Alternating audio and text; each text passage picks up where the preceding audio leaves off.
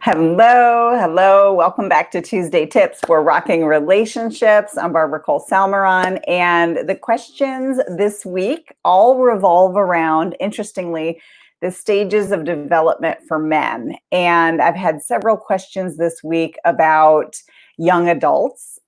Could be entering into college or graduating high school, kind of that age range.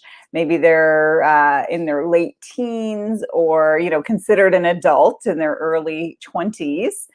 And one of the frustrations that parents can often have is why hasn't my child picked a direction yet, especially as they're entering into college, right? That's very expensive. So why haven't they found their way? Why aren't they motivated and clear on what they want to do? And I've always thought it was a little bit strange to ask, oh my gosh, such a young person who really has not even started living their own life yet of independence, travel, life experiences, to ask them what they want to do for the rest of their life. I've always thought that was a bit weird. And I can now relate it to the stages of development for men, which is actually an entire class that I teach. And we talk about from birth all the way through old age, the golden years, and all of the different stages that men in particular go through. Some of this will be true for women as well. However, the question that I had was around a woman's grandson who just graduated high school, and he's not really clear on his direction yet. And he is in what we would call the night phase. So KNIGHT. So some of the phases include knight, prince, king, and then there's a few other things as well that I go into in my class. But the night phase is all about adventure and conquest and testing his boundaries, figuring out who he is. It's all about the pack. So with the young men especially, and we see this with the young ladies as well, right? Most teenagers don't want to have anything to do with adults, and that can be difficult for parents to stomach that as that transition happens. But I'm telling you, it's very, very normal.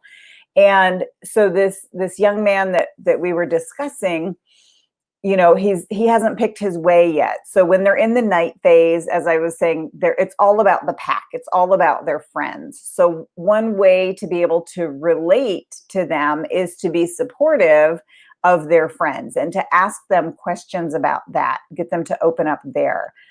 And when a young man is in the night phase, he is still figuring it out. He's figuring out where he wants to build his kingdom. He's not ready to start building his kingdom yet. That is the prince phase. And ladies, when you're married to a prince or dating a prince, he is work, and you hardly ever see him. And that can be a very difficult thing. But that is when he is building his kingdom. Before that, he hasn't even decided what kind of kingdom he wants to build or where. And that is the night phase. And that's completely normal. And what it looks like is he might test something out. He might try this job or try that job. Or if he's going to college, he might, start off with a certain intention of what to study. He might declare a major. And then, a semester or a year into it, he might change his mind into something else. And parents can get so frustrated because it's a very expensive place to test yourself in college. That's why the Europeans take a year off and travel and really find themselves. It really makes a lot of sense. So just know that when you have a young man who is in that stage of life, that stage of development, it's completely normal. He is still figuring himself out, and adventure and conquering and testing himself is a big, big part of being a knight. Now, ladies, you may hear this and think, okay, eventually maybe he will outgrow that, right? All men, most men, let's say, are always some part knight. They always have that need for adventure. There's always that ability to want to test themselves and stretch themselves a bit further. And with the men that I've interviewed, some of them who are well into being a king in where they're at in their career and in their life, some of them have said, oh yeah, I still need that adventure. I think I'm 50% knight. So they don't ever lose that entirely, but that's a good thing, because this can be such a fun part of life, because it's what brings the spontaneity and the adventure. So if you have a young person in your life and you're concerned that they have not launched, they have not found their way yet, if they look aimless, if they look like they're just drifting around, just know that they are still trying to find their way.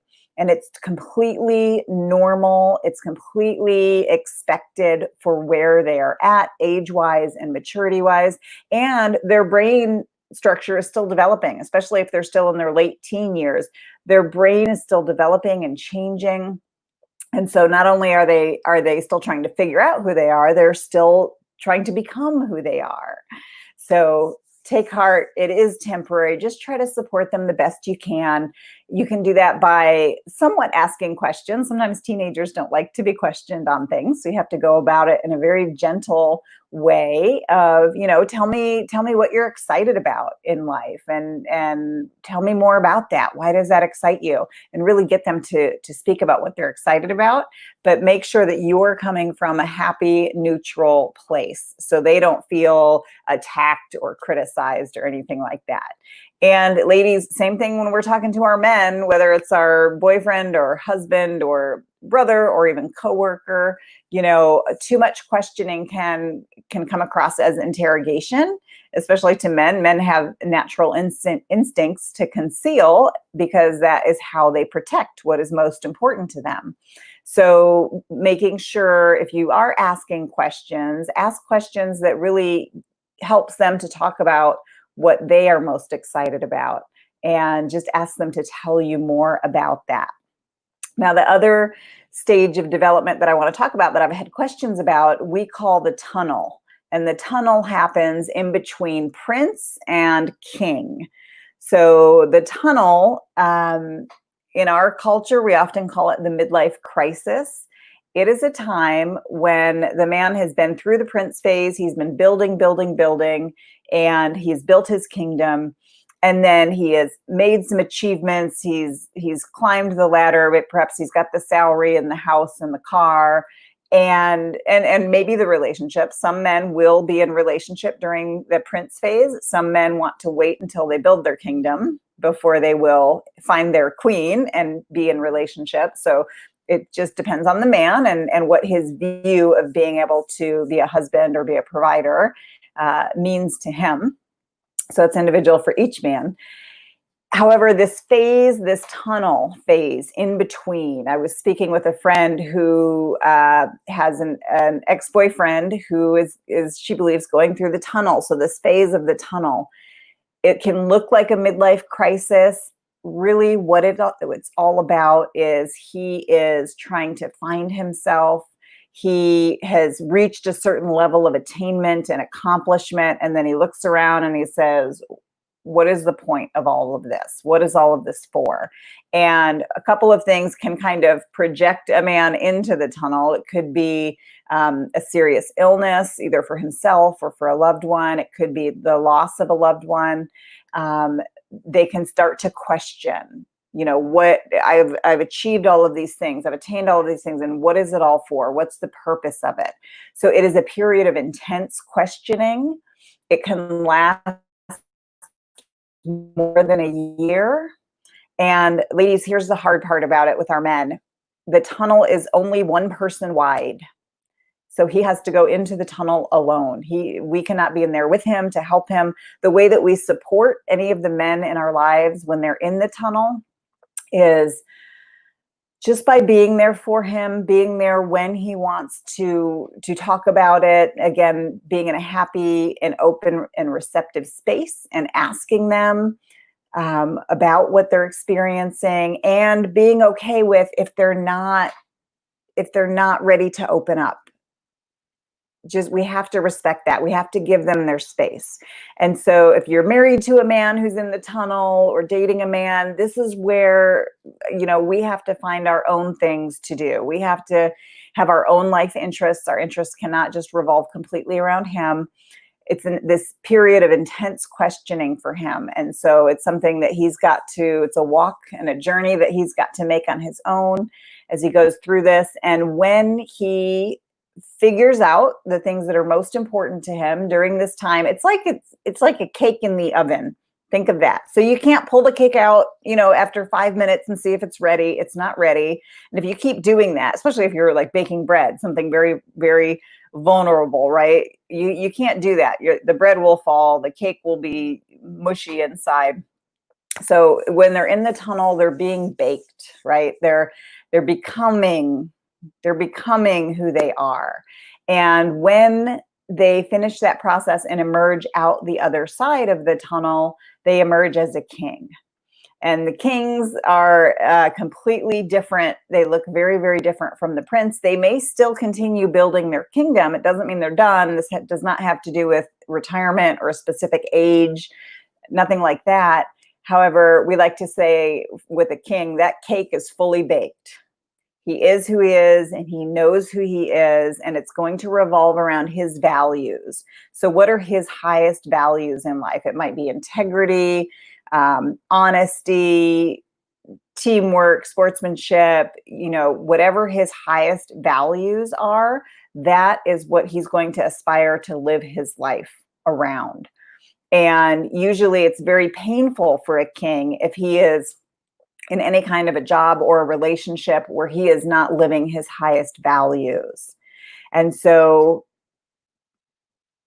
with the king, hopefully if he has had someone by his side while he's been through the tunnel, if she's been able to be supportive and understanding and give him space, when he emerges as a king, if her values align with his values, they can have a very harmonious and long-lasting relationship.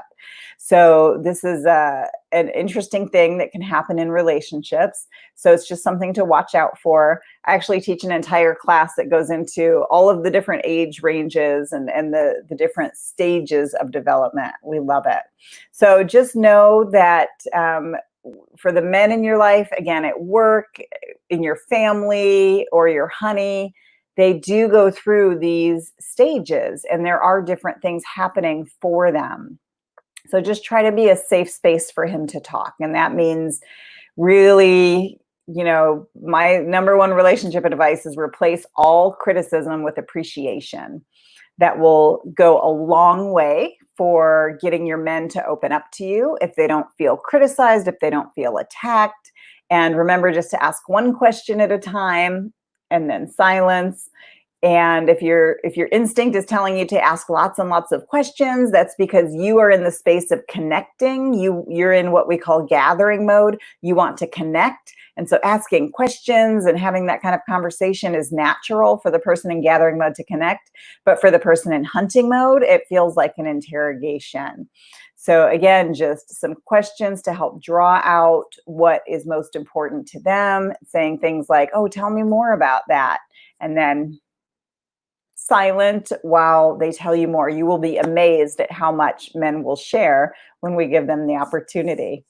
All right, thank you for being on my Tuesday tips for Rockin' Relationships. I've just started another new thing, a 365-day challenge where I'm going to be broadcasting on one of my Facebook pages and blogging and doing a podcast every day for 365 days. So those will be relationship tips and a couple of other items.